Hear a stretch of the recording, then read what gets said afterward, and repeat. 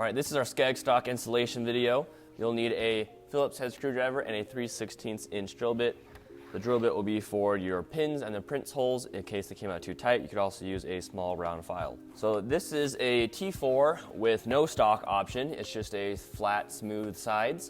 You may also have the wire adjustable stock option where that print gets swapped out for one with guides for the wire stock, like the worker stock, and then your rear piece for that would have the lock that would keep the stock locked in place. So we're going to switch out the default Talon claw for the Skegg stock. Now the Skegg stock is my preferred stock because it's very sturdy, doesn't add too much length, it's kind of the perfect length for me. And the wire stock in the collapsed position is still a bit longer.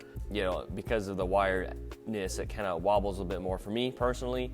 The Skegg works just fine. Plus it's 3D printed, so you can print your own and not have to buy a full stock. You only need the existing hardware in the rear piece. And so everything you see here is what would come with a Skegg stock if you need to. We're first going to take off the pins out of the rear plate, harden the shadows.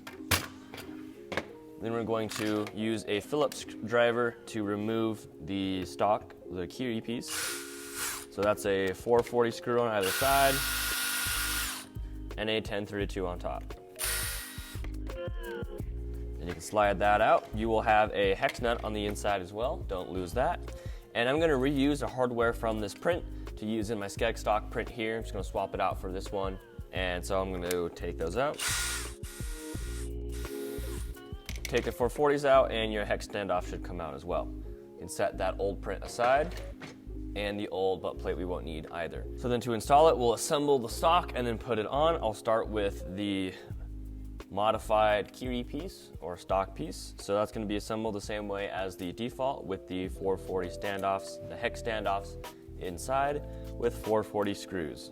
These are black, yours will probably be silver.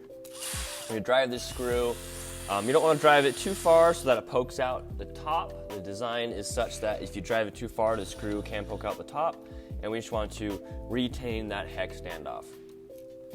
So we're going to drive it until the hex standoff is retained and the screw does not pop out the top. Oh, I went a little too far so you can see that there. Get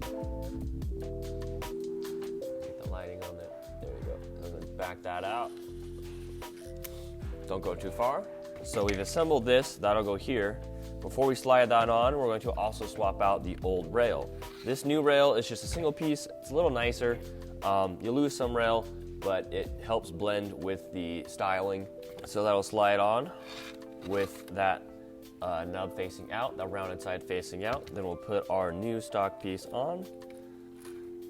We'll put our hex nut in the slot in the top of that stock piece. And we'll slide that together.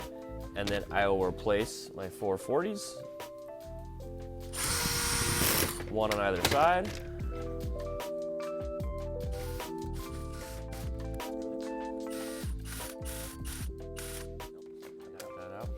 And then we'll get that hex nut lined up to the top groove. So when you slide it down, you see that hex nut slide into place, and we'll install our 1032 screw. We will reinstall the spring. And the rear plate is replaced by the Skegg body with your pins. So reinstall that. Place the pin.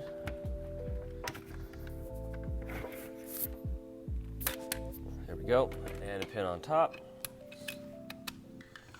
Now the Skegg stock itself is assembled by sliding the butt plate onto the rail piece, or the flat, Skegg flat, what's called. And that should line up so you can put 440s in either side here. It's kind of dark, black on black. You just put that screw one in there, tighten it just until it tightens down, and the other one here.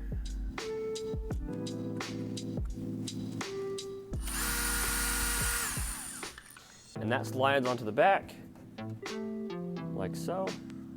Just line up the slots, and then the key goes to lock it in. Now, What's cool about the Skegg stock as well is if you want to, if you're taller, you can actually adjust it out as well and get more length on it. But I like mine nice and short, so I'll just lock it in there. And then the last 1032 screw goes in the hole in the back, and that just locks that key into place.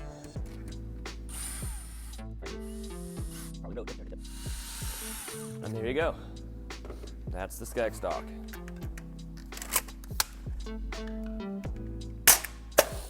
That is a grip to butt length of about 9 inches. There you go.